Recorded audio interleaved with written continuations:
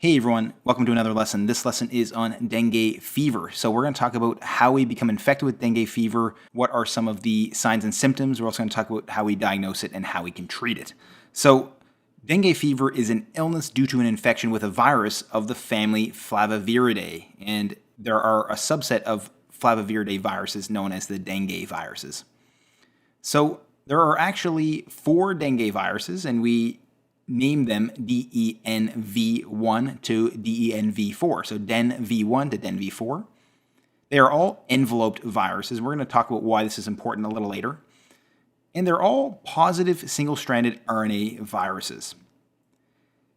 Now, dengue fever is an important cause of what we call a fever in a returned traveler. So what that means is that if there is a traveler to a perhaps exotic locale and they come back to their home country and they have a fever, dengue fever actually accounts for about 5% of those cases.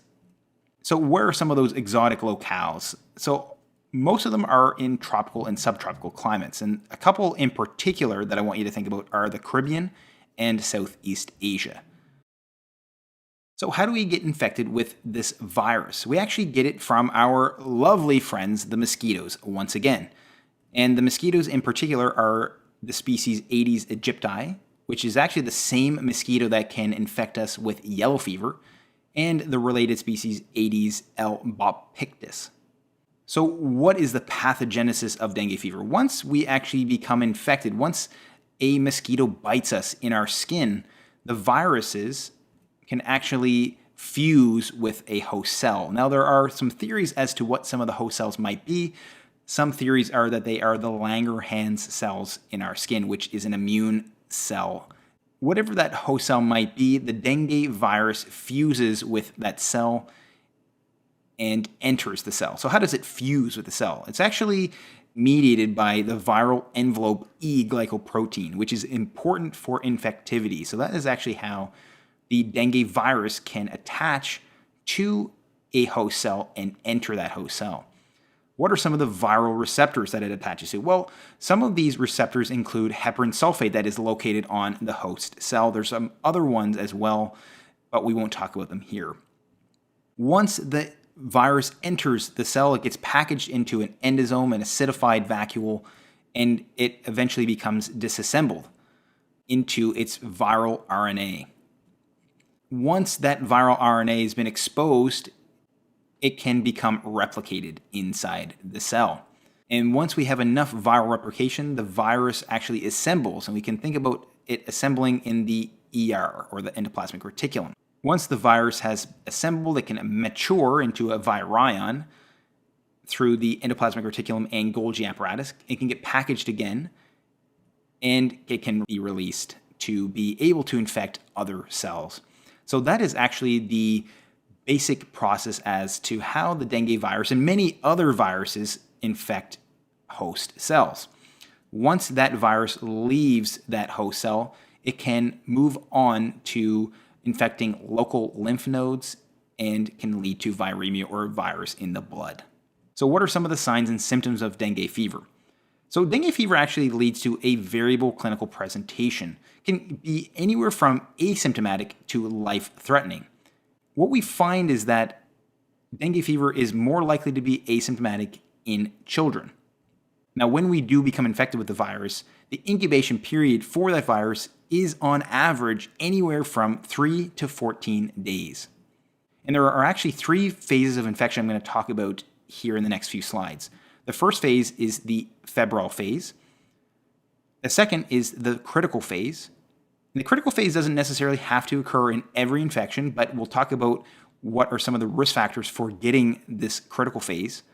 And then the third phase is the recovery phase. So each of these phases has different signs and symptoms and different clinical outcomes. So we'll start with the febrile phase. The febrile phase is where this infection begins to become symptomatic. And the symptoms usually begin at day 4 to day 7. And when we do begin to have symptoms of the febrile phase lasts for 3 to 7 days. And as its name suggests, it has a fever. And the fever is a fever of sudden onset. It rapidly and suddenly occurs. and it is a high-grade fever, greater than 38.5 degrees Celsius. Again, it is a very important cause of fever in the return traveler. Other common symptoms include headache, and we can also get retroorbital eye pain. So pain in behind the eyes. And this is something that will be almost like a key phrase for you. If you hear fever, headache, return traveler, and retroorbital pain, you are thinking dengue fever. So retroorbital pain clues you into this being dengue fever. Patients can also have myalgias or muscle pain, and arthralgias or joint pain. And some other symptoms that might not necessarily occur include some gastrointestinal symptoms like nausea and vomiting, diarrhea and abdominal pain. If a patient is having persistent vomiting and abdominal pain, we consider this a worrisome find, which means it could be a more severe presentation. Some other signs and symptoms of the febrile phase include lymphadenopathy, so swollen, tender lymph nodes, hepatomegaly, so an enlarged liver. And this is actually another warning sign that may indicate a severe presentation of dengue fever. We can also see a maculopapular rash. So maculopapular rash, like here in this image. So we can see this reddened, flat, or perhaps slightly raised rash, and it occurs in approximately 50% of cases. And it's more common in the first dengue infection. So if someone gets dengue fever for the first time, they're more likely to have the maculopapular rash compared to if they were to be infected with dengue fever a second or third time. And the maculopapular rash generally erupts about 2 to 5 days after fever has started. And dengue fever can have some other symptoms that are less common, including respiratory symptoms like cough, nasal congestion, and sore throat. And some of the more worrisome things that can happen in the febrile phase in dengue fever are the findings of leukopenia or low white blood cell count, thrombocytopenia or low platelet count, and transaminitis or elevated liver enzymes like ALT and AST. So these only happen in a small subset of febrile phase patients, but if they do, they are again a worrisome sign that this is a severe dengue fever. So what is the critical phase? So the critical phase occurs again in a small subset of patients. Most patients have the febrile phase and they recover fine, but some get this more severe presentation. And the critical phase of dengue fever is more likely to occur in the following cases: having a secondary infection of dengue fever. And what I mean by secondary infection is that they've had a previous dengue fever infection before, they recovered, they were fine, and then they get it again. And a lot of times it's with another dengue serotype. Remember, we said there are 4 different dengue viruses. If they were to be infected with one of those, and then they're infected again with a second different dengue serotype, then they are more at risk for having the critical phase. In particular, if they've had that first infection within 18 months of the second infection. So again, if they had a primary infection and within 18 months they get another infection with a different dengue virus, they're more likely to enter the critical phase of dengue fever infection. And critical phase of infection is also more common or occurs more often in patients with other medical comorbidities. If the critical phase does occur, it occurs about 3 to 7 days into the infection after defervescence, which means that it's after the fever has resolved. And the critical phase lasts for about 24 to 48 hours. And what we see in the critical phase is thrombocytopenia, so low platelet count, and it can be very severe, even less than a count of 20. And because of the low platelet count, we see increased risk of bleeding. So we can see hematochezia, so red blood in the stool, melena or black tarry stool, hematemesis, so vomiting up of blood, epistaxis, so nosebleeds, and even menorrhagia or heavy menstrual periods. So all of these can occur due to that very low platelet count. And these symptoms are often what we call dengue hemorrhagic fever. Now, this term is not often used anymore. We can still hear it, but a lot of times now we describe dengue fever as mild or severe. So we may still hear dengue hemorrhagic fever. This is essentially what this means. You get very severe thrombocytopenia and increased risk of bleeding. So again, we may see the beginning of the thrombocytopenia in the febrile phase, not always, but we can. But if it does occur in the febrile phase, it's not as severe as it would be in the critical phase. And in the critical phase, we may also see vascular leakage. So there's so much inflammatory cytokines that it can lead to leakage out of the intravascular space. We can lose intravascular volume, leading to hypotension or shock. And this can lead to a variety of organ impairments. It can cause acute kidney injury, it can cause liver failure, and central nervous system involvement. So these signs and symptoms are what we call dengue shock syndrome. But like dengue hemorrhagic fever, the term dengue shock syndrome is not being used as often.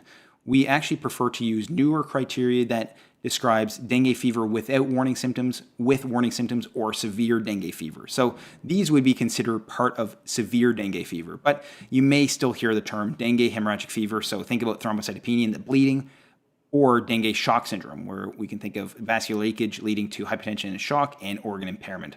So again, older terms that are still being used, but we may use other types of terminology nowadays. And the third phase is the recovery phase. So recovery phase, as its name suggests, is essentially resolution of all those problems we talked about. Resolution of vascular permeability and the hemorrhagic risk. The vital signs also stabilize, but you may also see an eruption of a new rash, similar to the first rash. So again, it looks exactly the same. It's a maculopapular rash. And it may be pruritic, so it may be itchy, and it usually lasts about 1 to 5 days. And what often happens is that even though these patients may recover, they may experience chronic fatigue, which can be debilitating for them, and this can last for weeks to months. So how do we make the diagnosis and how do we treat dengue fever? So the diagnosis is through generally serology. We can look for anti-dengue IgM, so immunoglobulin M antibodies against dengue virus. And these can be detected by about day 4 of infection. Before that, we may have to use PCR to detect viral genomes or viral genetics. And the treatment of dengue fever is often supportive. A lot of times patients recover on their own and there is spontaneous resolution. We can use acetaminophen for symptom relief, but we want to avoid using ibuprofen or Advil due to its anticoagulation properties because we've talked about it before, we have decreased thrombocytes or decreased platelet count. So we don't want to decrease platelet functioning by using ibuprofen or Advil. So we avoid using this.